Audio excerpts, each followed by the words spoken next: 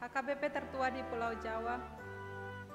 Bapak Ibu Saudara yang terkasih dalam nama Tuhan Yesus Kristus, malam ini sebelum kita memasuki peraduan malam, marilah kita mendengar firman Tuhan. Kita berdoa. Allah Bapa yang kami sembah, yang kami puji dalam nama anak-Mu Tuhan Yesus Kristus, kami bersyukur Tuhan atas segala berkat penyertaan-Mu sepanjang hidup kami, hingga pada malam hari ini Tuhan, Engkau masih memberikan kami sukacita, kehidupan, merasakan berkat dan anugerah Tuhan. Pada malam ini Tuhan, sebelum kami membaringkan diri di tempat tidur, kami mau mendengarkan firman-Mu. Berkati kami, berikan kami hikmat yang dari sorga, agar kami dapat mengerti firman Tuhan. Di dalam nama anak-Mu Tuhan Yesus Kristus, kami sudah berdoa dan bersyukur kepadamu. Amin. Sahabat renungan malam Shalom, firman Tuhan renungan pada malam hari ini sesuai bacaan malam dalam Almanak HKBP yang tertulis dalam Injil Yohanes pasal 6 ayat 30 sampai ayat 40, ayat pembimbing renungan ayat 38. Begini firman Tuhan. Sebab aku telah turun dari sorga bukan untuk melakukan kehendak-Ku, tetapi untuk melakukan kehendak Dia yang telah mengutus aku. Demikian pembacaan firman Tuhan.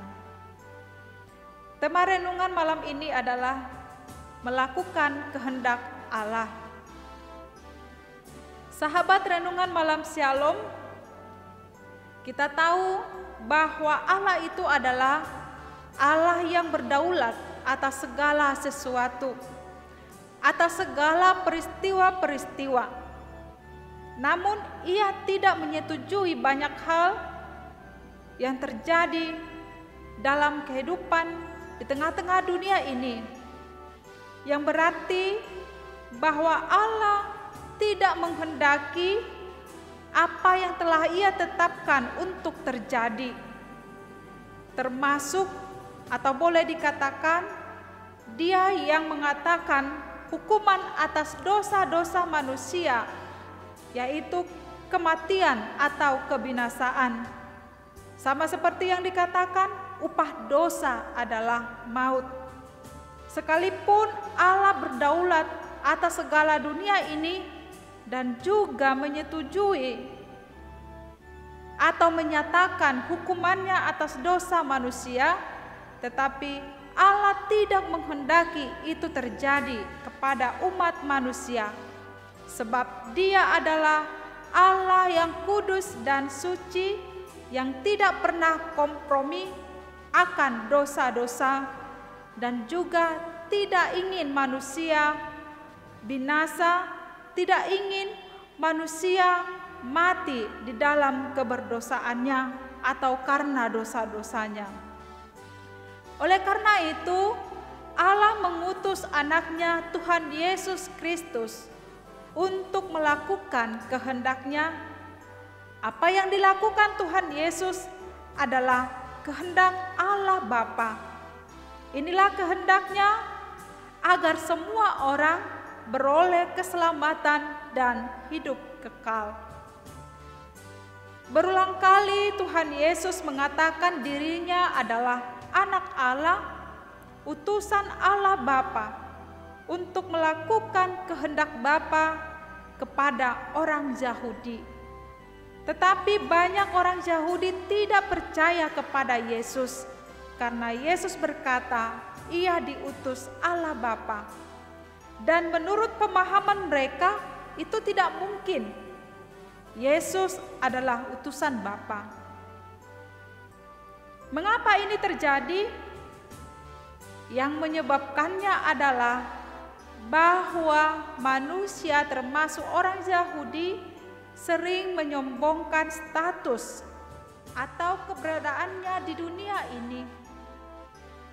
Berkata percaya Allah, tetapi tidak menerima Tuhan Yesus tidak percaya kepada Tuhan Yesus, rajin beribadah, tetapi hanya simbol atau seremonial saja agar terlihat rohani. Bukan seperti ini yang dikehendaki oleh Allah Bapa.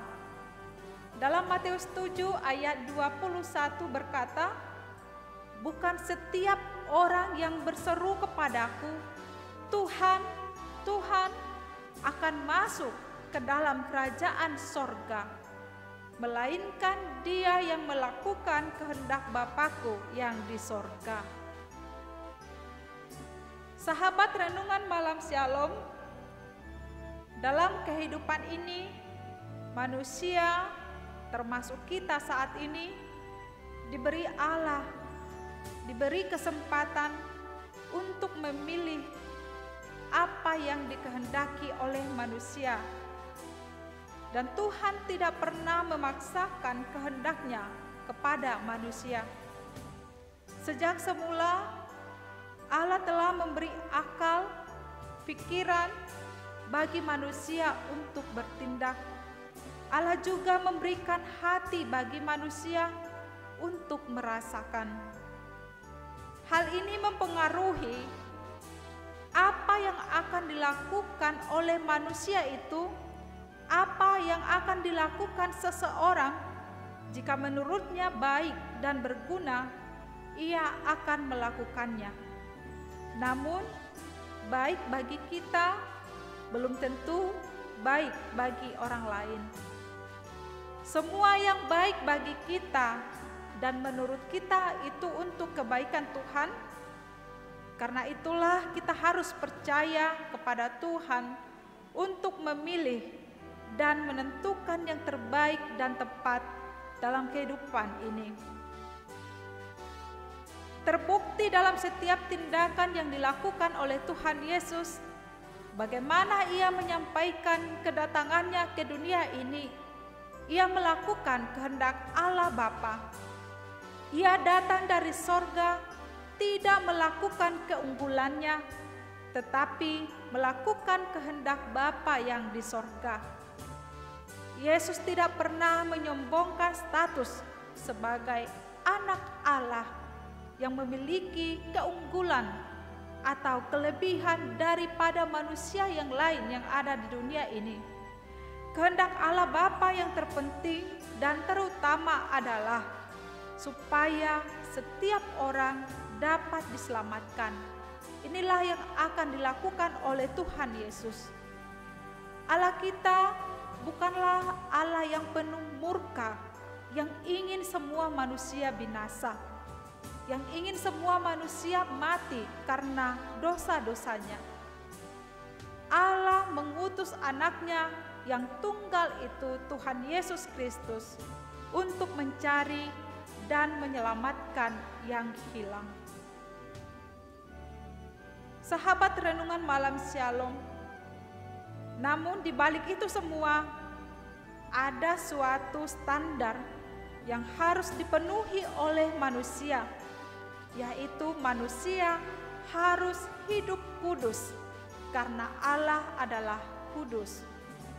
Ini menunjukkan bagian yang harus dikerjakan oleh manusia. Memang keselamatan diberikan Allah dengan cuma-cuma oleh karena kasih karunia. Tetapi untuk meresponi dan mengerjakan keselamatan tersebut, ada proses perjuangan seumur hidup. Oleh karena itu, Alkitab menulis agar kita mengerjakan keselamatan dengan takut dan gentar kepada Tuhan Allah. Jika keselamatan manusia adalah kehendak Allah, maka bagian kita adalah memastikan diri kita sudah selamat dan mengusahakan orang lain pun dapat diselamatkan. Hal ini juga harus menjiwai seluruh aspek kehidupan kita, tidak hanya dalam pelayanan di tengah-tengah gereja, tetapi juga kehidupan kita sehari-hari. Kita harus dapat menjadi pembawa terang, sehingga orang lain dapat melihat kehidupan kita. Melalui kehidupan kita, orang lain juga dapat melihat Allah memang hidup dan nyata di dalam kehidupan kita masing-masing. Melalui kehidupan kita, memuliakan Tuhan, maka akan membawa orang-orang yang belum mengenal Tuhan kepada jalan keselamatan yang sejati. Bapak, Ibu, Saudara yang terkasih, sudahkah kita melakukan kehendak Allah? Sudahkah kita melakukan apa yang dikehendaki Tuhan dalam hidup kita? Melakukan kehendak Allah Bapa tidak segampang hanya ucapan kita. Tidak hanya karena ibadah seremonial saja, tetapi kita dituntut setia dan tekun, serta sungguh-sungguh percaya kepada Tuhan Yesus. Untuk itu, marilah kita belajar seperti Tuhan Yesus, berupaya sebaik mungkin melakukan kehendak Allah Bapa yang mengutusnya. Kita memerlukan Roh Kudus agar kita dapat berhikmat dan memiliki apa yang berkenan bagi Allah Bapa. Jika kita mau memberi diri dituntun oleh Roh Kudus, maka kita dapat melakukan kehendak Allah Bapa di tengah-tengah kehidupan kita di dunia ini. Amin. Marilah kita berdoa.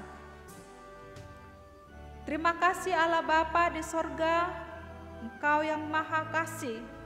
Engkau telah mengutus anak-Mu Tuhan Yesus Kristus untuk menyatakan, untuk memberikan keselamatan bagi setiap orang yang percaya kepada Tuhan.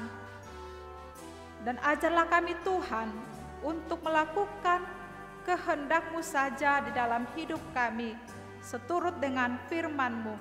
Sebagaimana Tuhan Yesus Engkau utus di tengah dunia ini, taat, setia, dan tunduk kepada perintah Tuhan, menyatakan keselamatan yang dari Tuhan di tengah-tengah kehidupan kami di dunia ini. Terima kasih Tuhan, mampukan kami untuk melakukan yang terbaik yang berkenan bagi Tuhan. Malam ini kami mau membaringkan diri di tempat tidur. Berkati kami Tuhan Allah, jaga kami sepanjang malam hari ini, dan bangunkan kami di esok pagi agar kami dapat melanjutkan segala tugas pekerjaan aktivitas kami yang seturut dengan kehendak Tuhan. Dalam Kristus Yesus kami berdoa dan mengucap syukur. Amin. Anugerah Tuhan Yesus Kristus, kasih setia Allah Bapa, dan persekutuan Roh Kudus menyertai kita malam ini sampai selama-lamanya. Amin.